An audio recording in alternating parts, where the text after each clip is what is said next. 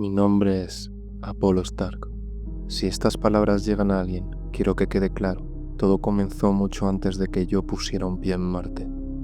En septiembre de 2025, el rover Perseverance detectó algo que cambió la manera en que mirábamos el cielo.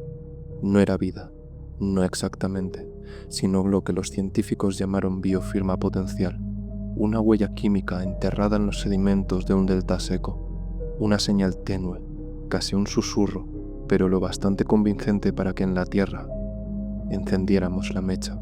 Los periódicos lo anunciaron como si ya hubiéramos encontrado marcianos, los gobiernos discutieron presupuestos, la NASA prometió traer muestras y en 2031 la misión de retorno de muestras, la Mars Sample Returns, se posó en suelo marciano. Recogieron tubos enteros de roca y polvo, los sellaron uno tras otro, como si en esas cápsulas viajara la esperanza de toda la especie. A finales de 2032 partieron de regreso. Yo era todavía un espectador entonces, un ingeniero más frente a las pantallas. Recuerdo el calor de mayo de 2033, cuando la cápsula atravesó la atmósfera y cayó en algún punto remoto del desierto de Sonora. Todo lo que soñábamos dependía de lo que había ahí dentro. Pero lo que llegó después fue silencio. Meses enteros de silencio. Nadie habló de las muestras, nadie publicó resultados, solo rumores, que las rocas eran estériles, que todo había sido un error, un fraude, que habíamos gastado miles de millones para traer nada. Y entonces, el comunicado. El 5 de noviembre de 2033, cuando ya nadie esperaba nada, la NASA reapareció. No estaban solos, China y Rusia estaban en la misma mesa, mostrando imágenes de un nuevo transbordador en construcción.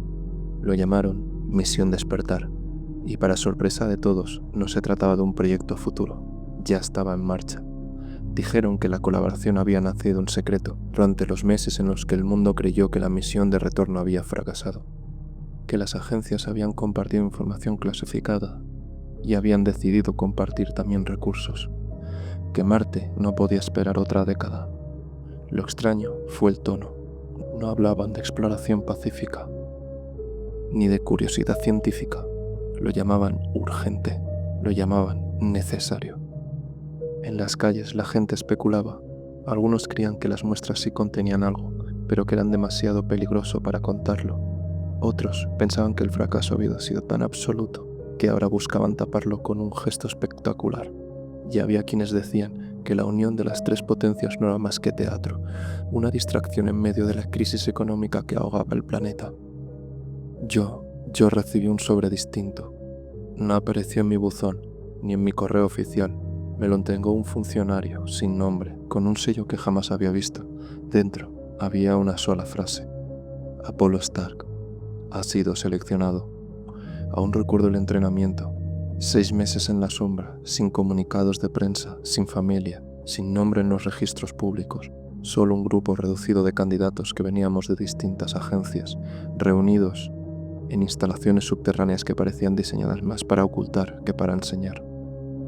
Allí escuché por primera vez la verdad que nunca apareció en los titulares. Las muestras traídas del desierto no eran inertes, no contenían fósiles ni bacterias reconocibles, pero sí patrones químicos imposibles de atribuir a procesos naturales. Una estructura organizada, demasiado organizada, algo que no debería haber resistido millones de años y sin embargo, allí estaba. La cápsula de retorno había sido sellada, trasladada a instalaciones conjuntas en Nevada y desde entonces todo quedó bajo clasificación absoluta. Los análisis no se detuvieron, al contrario, trabajaban día y noche y lo que descubrieron fue lo que forzó la unión de las tres potencias. No nos lo dijeron todo, a los astronautas nunca nos lo dicen todo, pero sí nos dijeron esto. El objetivo de despertar no era explorar Marte, sino confirmar un origen. En junio de 2034 dejamos atrás la Tierra, a bordo de una nave construida contrarreloj, una monstruosidad metálica con tripulación mixta, norteamericanos, chinos, rusos y yo. Mientras el planeta azul se hacía pequeño tras la ventanilla, comprendí lo que significaba aquel nombre: despertar. No íbamos a buscar vida, íbamos a despertar como civilización, a saber nuestro lugar en el cosmos. El viaje duró más de un año de gravedad artificial intermitente, de pasillos estrechos y miradas que nunca terminaban de confiar del todo. Éramos 13, pero a veces parecía que cada uno habitaba un universo distinto. El idioma común era el silencio, interrumpido solo por los informes diarios y las rutinas de ejercicio. La nave se convirtió en un ataúd metálico flotando en la nada, afuera, solo la negrura, y de vez en cuando el resplandor de un cometa lejano. Adentro, la sospecha de que no estábamos preparados, ni técnica ni psicológicamente para aquello que buscábamos. Finalmente, en noviembre de 2035, Marte apareció en el horizonte como una herida oxidada contra el negro del espacio. A medida que nos acercábamos, vi la superficie moteada de cráteres y cañones y sentí algo que ningún entrenamiento me había enseñado a procesar: miedo. Amartirizamos en un antiguo delta, un cauce fósil que una vez había llevado agua hacia un mar interior ya desaparecido. Era la región donde Perseverance había encontrado la primera biofirma. Allí, según los cálculos, podía estar la clave. Montamos el campamento en silencio. La transmisión a la Tierra funcionaba con una diferencia de 1 hora. Lo que grabábamos hoy, lo verían después. No había margen para ocultar nada, ni para detenernos. Cada golpe de pala, cada análisis, cada palabra quedaba registrada. Durante los primeros días todo parecía rutinario: análisis del suelo, perforaciones, espectrografías. Pero entonces, en la roca más dura del delta, encontramos algo que no debería estar allí. Un bloque con patrón demasiado perfecto para ser natural. Al 5.º día de trabajo fue cuando lo encontramos. Yo estaba en el turno de perforación junto a Yelena, la geóloga rusa. Estábamos midiendo capas de sedimento cuando la broca se atascó de manera abrupta, como si hubiera golpeado metal. El sismógrafo mostró una respuesta inusual, una onda limpia, casi uniforme, que no correspondía con una roca natural. «Eso no es basalto», murmuró ella apartando la visera de su casco. Al principio, pensamos que se trataba de un simple fragmento de meteorito, algo atrapado en el delta hace millones de años, pero cuanto más analizábamos, menos sentido tenía. La superficie estaba demasiado regular, con líneas rectas que se cruzaban en ángulo perfecto. No había erosión, ni fracturas, ni marcas de impacto. Comenzamos a excavar alrededor. Fue un proceso lento, agotador. El regolito marciano es traicionero. Se apelmaza, se hunde, se levanta en polvo que se cuela por todas partes. Durante casi una semana trabajamos turnos dobles para despejar el área, mientras desde la Tierra los supervisores exigían informes cada hora. Nadie decía la palabra, pero todos sabíamos lo que pensábamos. Aquello parecía un techo. La confirmación llegó cuando retirábamos el último bloque de sedimento y apareció una cavidad hueca bajo nuestros pies. La cámara de inspección bajó por el edificio, enviando imágenes granuladas a la pantalla de mi casco. Lo que vimos no puede describirse como natural. Había símbolos tallados en la superficie cubriendo cada centímetro. No eran letras, no eran números, eran formas geométricas que recordaban a culturas terrestres, pero mezcladas, como un mosaico imposible: espirales mayas, ángulos egipcios, relieves mesopotámicos, como si alguien hubiera tomado todas las civilizaciones de nuestro pasado y las hubiera fundido en un único idioma incomprensible. Esa noche apenas dormí. No lo dije en voz alta, pero dentro de mí se encendió una idea perturbadora. ¿Y si no veníamos de la Tierra? ¿Y si Marte había sido el principio y nosotros la consecuencia? Abrimos la entrada al 7.º día. Fue un proceso lento, casi desesperante: horas de cálculos, de revisar tensiones en las grietas, de colocar cargas diminutas en puntos exactos para que la roca cediera sin aplastarnos a todos. Cada vez que la cuenta atrás llegaba a 0 y el retumbar de la detonación sacudía el suelo bajo nuestros pies, el corazón se me encogía en el pecho. Estábamos perforando un planeta inerte y, sin embargo, parecía que era totalmente lo contrario. Cuando al final la losa principal cedió, se abrió un boquete oscuro frente a nosotros. Una nube de polvo salió disparada hacia arriba, lenta en la baja gravedad, expandiéndose como un velo rojizo que nos envolvió. El filtro de mi casco se saturó al instante, y durante unos segundos lo único que vi fue neblina. Parecía que Marte, tras millones de años, hubiera exhalado por fin. Descendimos de uno en uno, sujetos a cables, iluminando con las linternas el abismo. El haz blanco cortaba el polvo en columnas rectas, revelando paredes pulidas donde jamás debería haberlas. Lo primero que me golpeó fue la escala. No era una cámara, era un complejo entero. Columnas de piedra negra, más anchas que un transbordador, sostenían bóvedas que se curvaban hacia arriba hasta perderse en la penumbra. El eco de nuestros pasos metálicos retumbaban como si la sala se tragara el sonido y lo devolviera, deformado. Sentí vértigo. No parecía estar dentro de un planeta, sino bajo la cúpula de una catedral infinita. Y entonces vi los muros, cubiertos de símbolos grabados a fuego, un lenguaje que no podía pertenecer a nadie y, sin embargo, me resultaba familiar. Eran formas geométricas imposibles, pero entre ellas se intuían trazos conocidos, espirales mayas, ángulos egipcios, pictogramas mesopotámicos, todo mezclado, en un mosaico inhumano, como si el eco de nuestras civilizaciones fuera solo un recuerdo diluido de este idioma primero. No era solo inscripciones, había escenas, relieves que mostraban cuerpos humanoides fusionados con estructuras metálicas, como si carne y máquina hubieran sido lo mismo, ciudades enteras dibujadas como raíces conectadas a un único núcleo, y siempre, en cada mural, repetida como un mal presagio, la misma figura, un sol rojo que se apagaba lentamente, tragado por una sombra que se extendía desde abajo. «Esto no tiene sentido», dijo Liang, el biólogo chino. Su voz temblaba a través del comunicador, amplificada por la reverberación de aquel lugar. Pero sí, tenía sentido, un sentido terrible que se formaba en silencio en la mente de todos. Avanzamos con cuidado, como peregrinos en un santuario. Cada paso levantaba polvo antiguo y cada segundo el aire de nuestros trajes parecía más pesado, más denso, como si algo invisible se colara en nosotros. Finalmente llegamos a la sala central.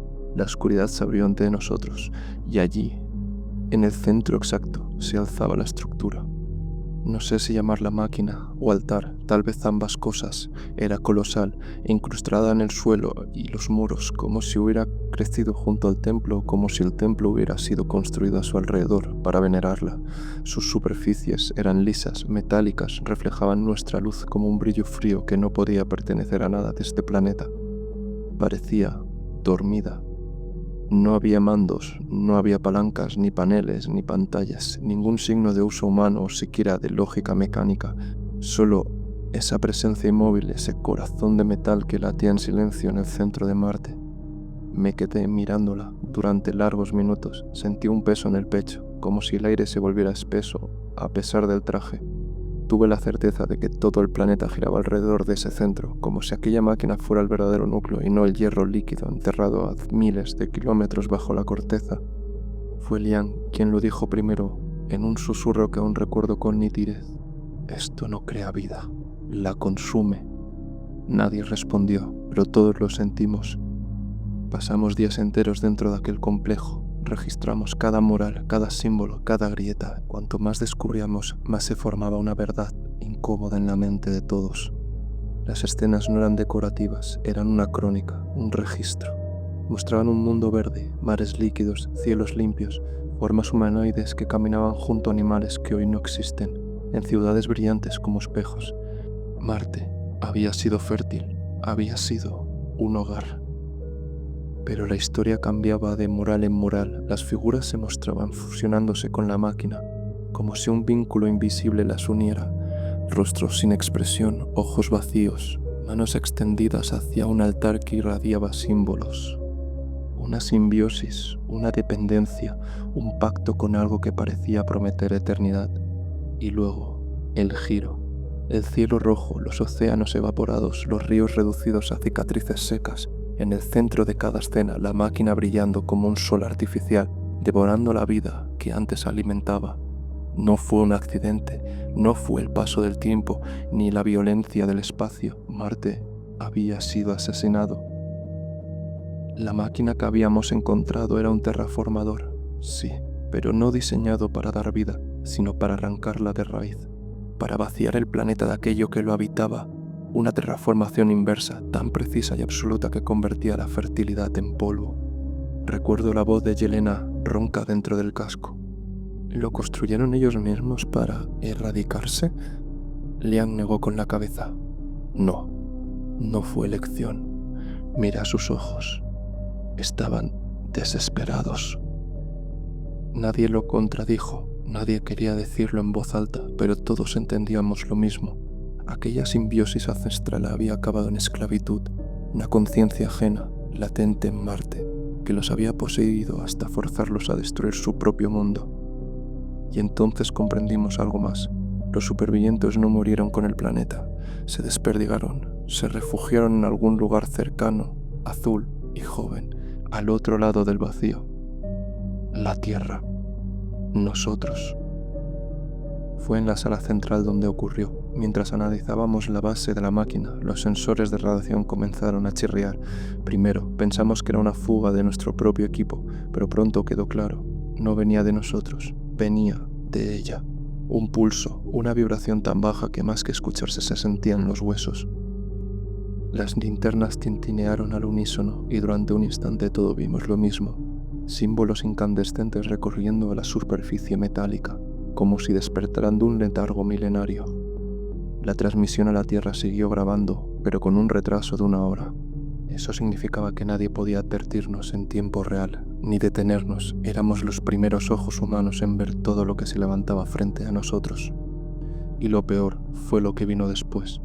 Las paredes, las inscripciones comenzaron a moverse, no físicamente, sino en nuestras mentes. Podía jurar que las figuras giraban, que se organizaban como un rompecabezas infinito. Escuché a Liang murmurar frases en un idioma que no conocía, mientras Yelena se llevaba las manos al casco, gritando que algo entraba en su cabeza. La simbiosis no había terminado, no estaba muerta. Seguía latente en Marte, esperando nuevas formas de vida que pudiera poseer, nuevos cuerpos que esclavizar para resurgir. Intentamos retroceder, pero era como si el aire mismo se hubiera vuelto pesado, pegajoso. Cada paso costaba el doble, cada respiración era un esfuerzo. La máquina no nos necesitaba para funcionar, solo necesitaba que estuviéramos allí, presentes, mirando. Y lo entendí. Nosotros no habíamos venido a despertar como civilización. Habíamos venido a despertar al ser. No sé cuánto tiempo permanecimos allí.